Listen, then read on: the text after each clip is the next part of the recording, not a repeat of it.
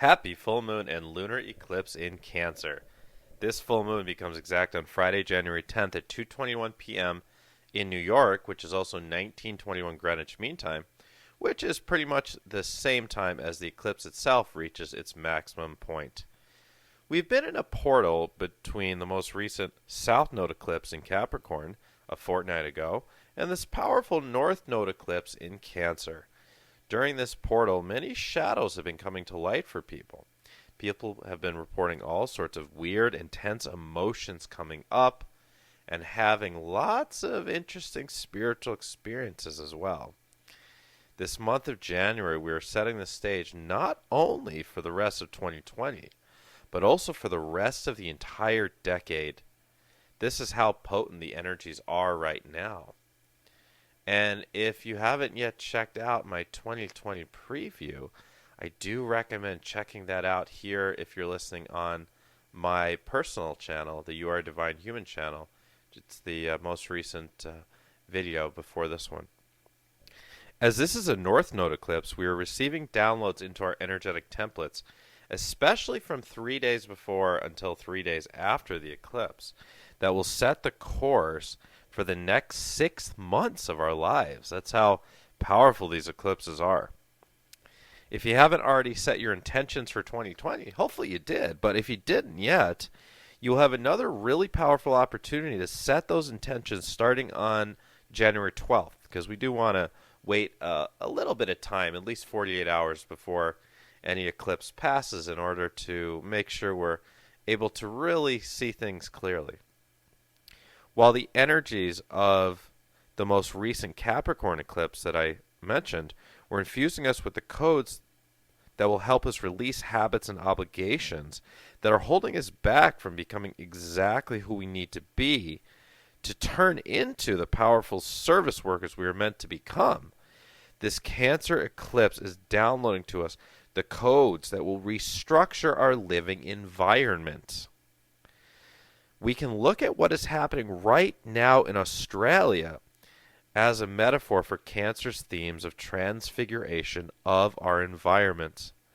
Australia, home to hundreds of thousands or more unique species of animals, is burning uncontrollably, as I'm sure you've all heard.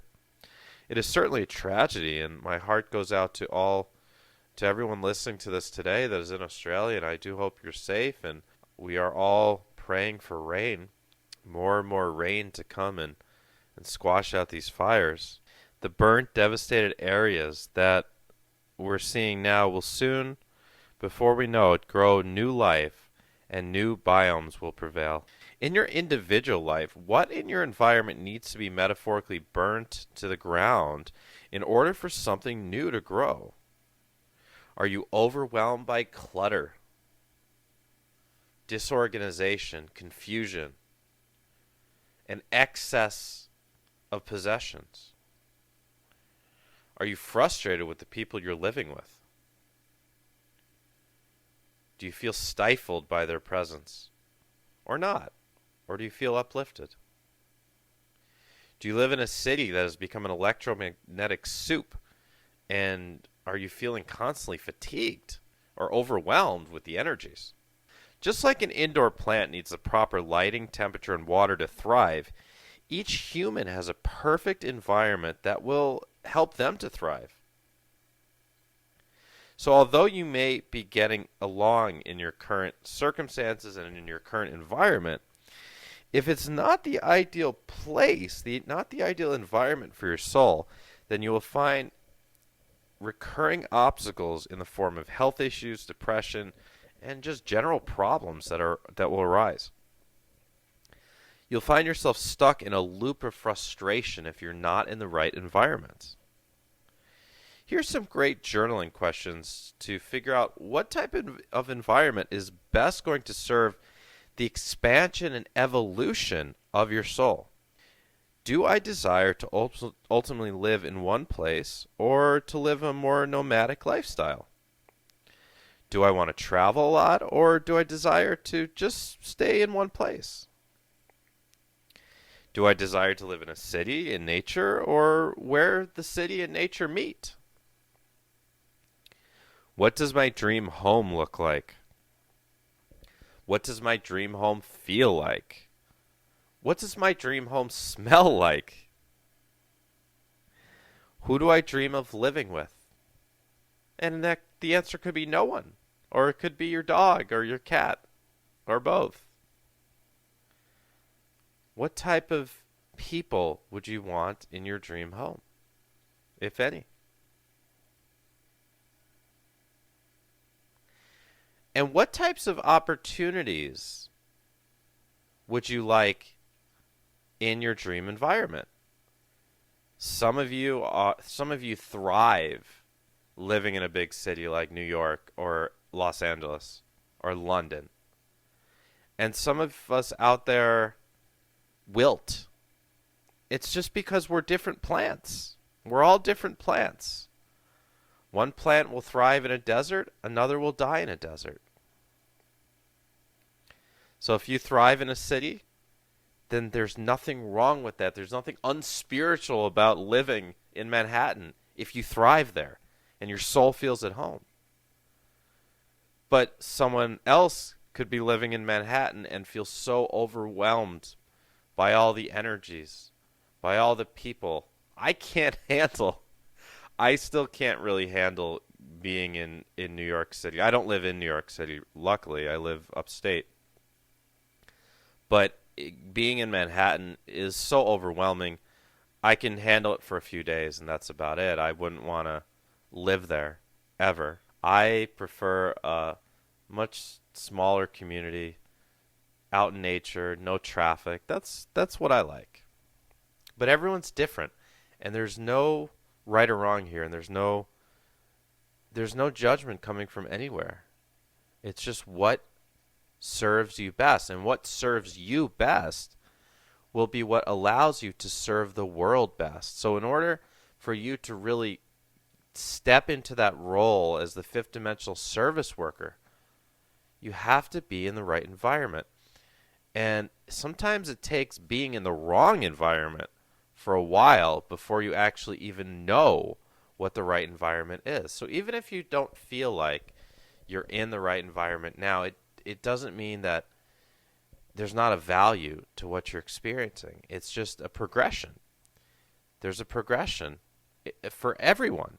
And sometimes it means living in a few different places that don't really match. And there's some of us out there who are just natural nomads too. And every time we try to root ourselves, it doesn't feel natural. And that's okay too. That's okay too. There's so many amazing, successful people out there, and also happy people, regardless of how successful or how unsuccessful they might look to the outside world. It's irrelevant. What's relevant is how you feel.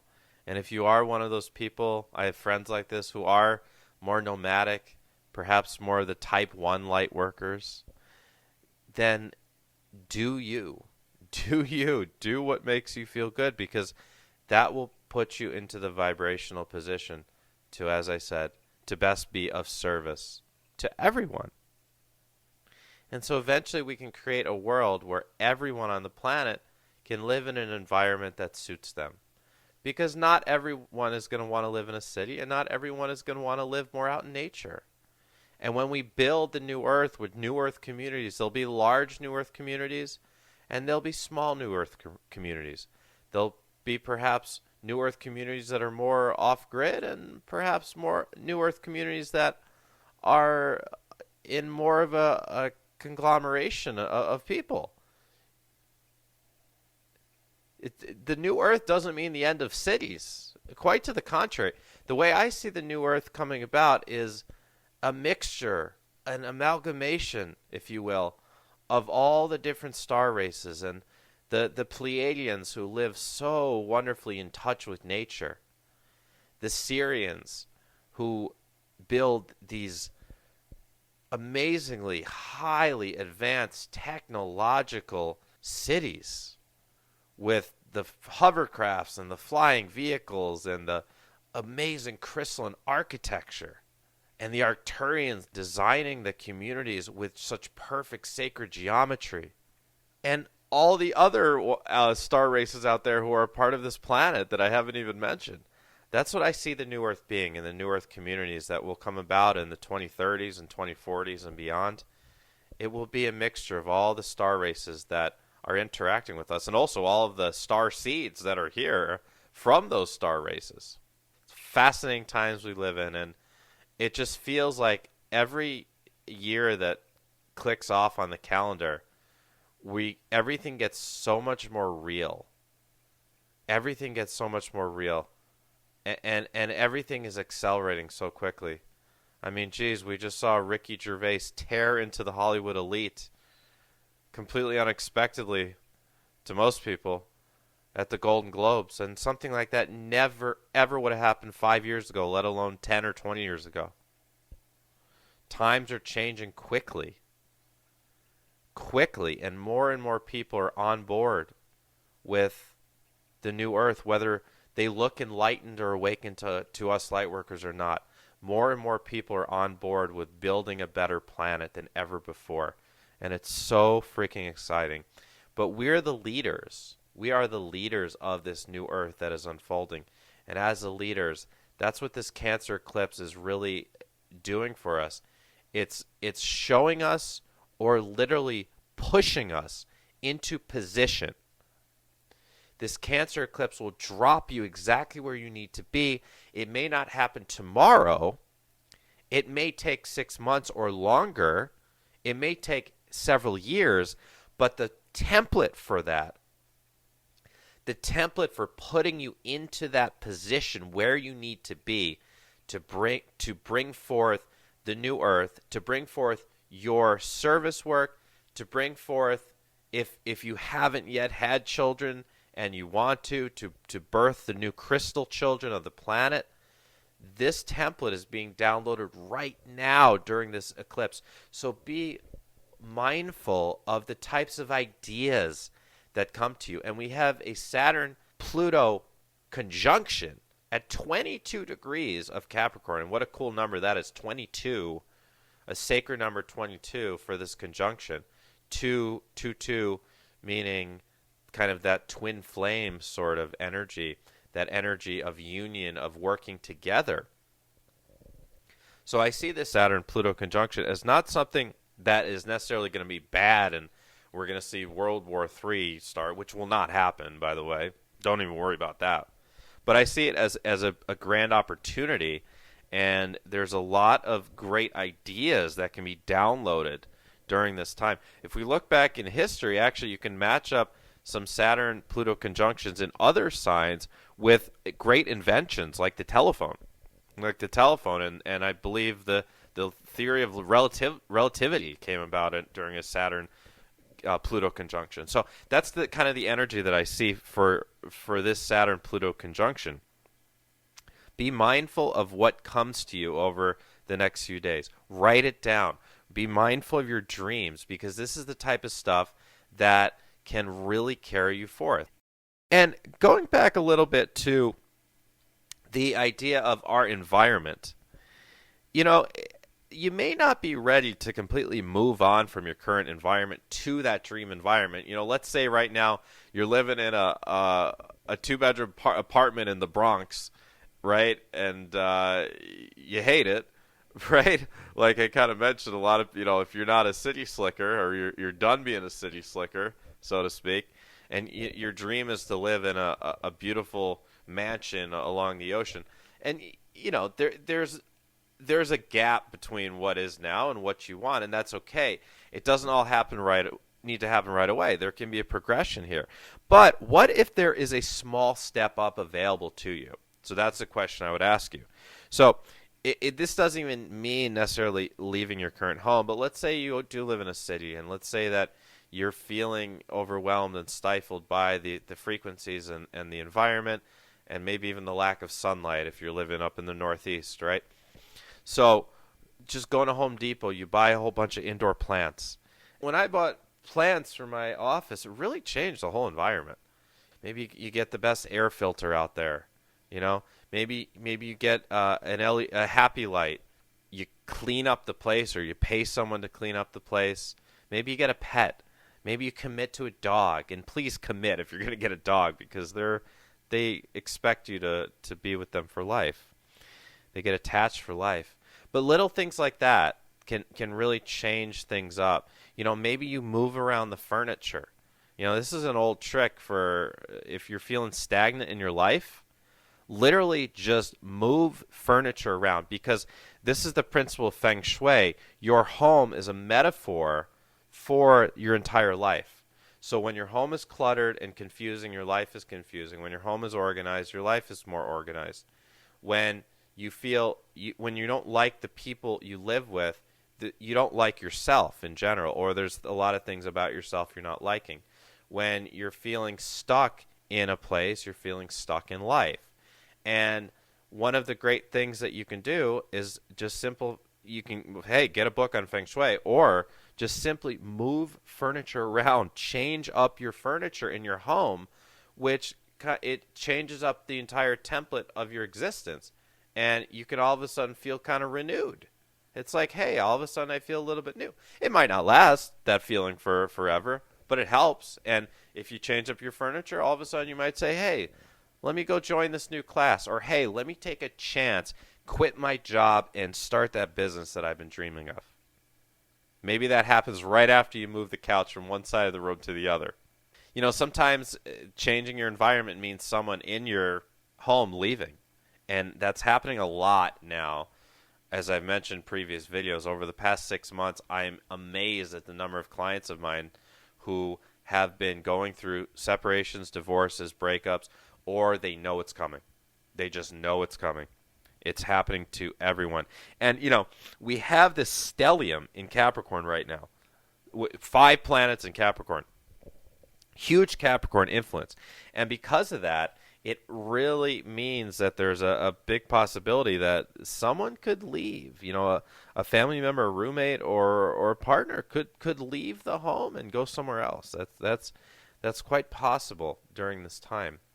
Capricorn is showing us very clearly what needs to change in our life, and Cancer is saying, put yourself in a place where you can build. You can build, and you can stay put and build. And even if you are a nomad type like we talked about, then it's more of a metaphorical.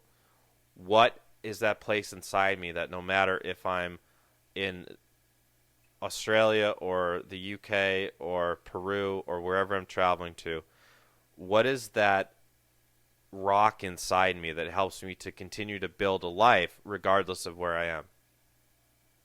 But for most people, it will be about downloading the template for your perfect environment where you can build your career, your life, and your service work, and even your family. If it does feel like your soul is calling upon you to make a big change in your environment, then 2020 is a great time to take that leap. As this is a 4-year, we're being called to build the structure for the entire 2020s, both individually and collectively. In so many situations, this means tearing down the old structures first to rebuild. Just like that, it's the tower card in the tarot. This is what this eclipse is. It's the tower. So if you are feeling that call, I would encourage you to gather up your resources and put together a plan that will move you from your current environment to a more supportive environment sometime this year, even if it's only a minor step in the right direction. Cancer, of course, has also to do with family structure. Cancer wants us to create those stable family unions and eventually stable New Earth communities, and that comes more in the 2030s. So many amazing light workers out there have already created conscious unions and have already begun bringing in the star children that will create the new Earth in earnest. For those of you like myself who haven't yet created a family, now is the time to think about creating that perfect environment, as I said, to house the stable family unit that Cancer strives for. 2020 can end up being a really magical year for you if you play your cards well. The fact that we have so much Capricorn influence means that it's crucial that you do not ignore your responsibilities nor logistical issues that are part of your reality. This is not the type of energy such as we had in 2019, where escaping into your spiritual practices or taking lots of trips is going to help you evolve a lot. Trips are great, and traveling is great, especially if you're, as I said, the Type 1 light worker. But what I'm saying is, don't travel just to escape yourself, to escape your life. 2019 was an exploratory year. It was a year where people were trying a lot of new things. People were traveling to a lot of new places. People were really seeing the entire selves that they'd carried over, that they'd carried through the 2010s, just evaporating. And 2020 is a whole new ball game. Life is saying, with these astrological influences, life is saying, okay, everyone, you've explored a little bit. Now it's time to actually create the new Earth. And that's what we're doing this entire decade. So what we want to think about is merging the 3D and the 5D into a magical life that actually works for us on all levels, including financially. And we can't ignore the fact that we're still living under a fiat financial system. And it's okay. But it'll change. It's going to change over the next 20 years. And this decade, a lot's going to change already. A lot's going to change with the financial system. So we want to think about that. With all this Capricorn energy, how can you set yourself up financially to be well taken care of, to have that root chakra be super stable, so you know that you've got enough and you can provide for yourself the best organic foods and the environment you need to live in and whoever else you need to take care of. And it doesn't mean we don't take risks, because it is taking risks in this time and this paradigm that we're in spiritually almost always will pay off. However, we also want to be very logical about things at the same time. Plan things out financially. Plan it out. Invest in the types of things that may be building the new Earth. Many people think cryptocurrency is something that the new financial systems will rely heavily on. Some people think it's gold and silver. But think about that kind of stuff. How do you want to financially set yourself up for the next 20 years? As I said, we have that Saturn-Pluto conjunction at 22 degrees Capricorn. That becomes exact on January 12th. And when they join hands, as I already mentioned a little bit, it can create that ultimate tower buster, right? Like the tower card in tarot. But I feel that this one is more of a positive conjunction. You know, not only do we have, obviously, the Australian fires, we have also a potential international crisis that has been brewing between the United States and Iran. And it just seems like the powers that be out there are intent on finding an excuse to take over Iran. You know, we never know what happens when Saturn and Pluto meet. And the last time they were in Capricorn was 1518, when we saw the infamous, very strange dancing plague of Strasbourg, France, where thousands of people dance fervently for days on end, or even weeks at a time, dancing themselves to exhaustion. People just cannot figure out what exactly happened and why. Very fascinating. The dancing plague of 1518. Look it up. It's likely that we're going to see some more political and economic events going on in the world over the next week following this Saturn-Pluto conjunction. So we may not be done with the U.S.-Iran news. In your personal lives, the Saturn-Pluto conjunction, as I said, could mean the end of something that has been with you for a long time. Or, like I said, the dawning of new, brilliant ideas. So, if you're listening to this in time for the eclipse, while the eclipse is passing, and most people aren't going to be able to see it, it's about a 3-hour window of this eclipse. And while the eclipse is passing, what I recommend is just laying low. If you want to meditate, meditate. If you want to watch a movie, watch a movie. Rest, if you can. It's right during the workday on the East Coast here. And on the West Coast, it's in the morning. So if you got to go to work, go to work. You got responsibilities, do your responsibilities. Just take it easy. Be careful while driving during an eclipse, even if it's not overhead. The air gets very strange during an eclipse. I don't recommend doing spiritual work during an eclipse. I don't recommend going for healings during an eclipse either, because there's the potential that things can get a little weird, as in, people like, I don't recommend going to see a psychic during an eclipse. I don't recommend doing psychic work on someone during an eclipse because you might not see things clearly. Just because when the sun and the moon pass each other, the energy gets very weird. And I can feel it. I can feel it. A lot of other people talk about it too. During the eclipse, even if it's not right overhead, if you can't see it, it feels weird. Something feels weird, and people can act a little bit goofy during an eclipse too. So take it easy if you can during the eclipse. Don't try to plan out your life or plant the seeds for your life during the eclipse. Just let the eclipse pass. If you want to fast during the eclipse, that's a great idea too. But just let it play out. Then, a couple days after the eclipse is when you really want to think about, okay, what is this eclipse doing to me?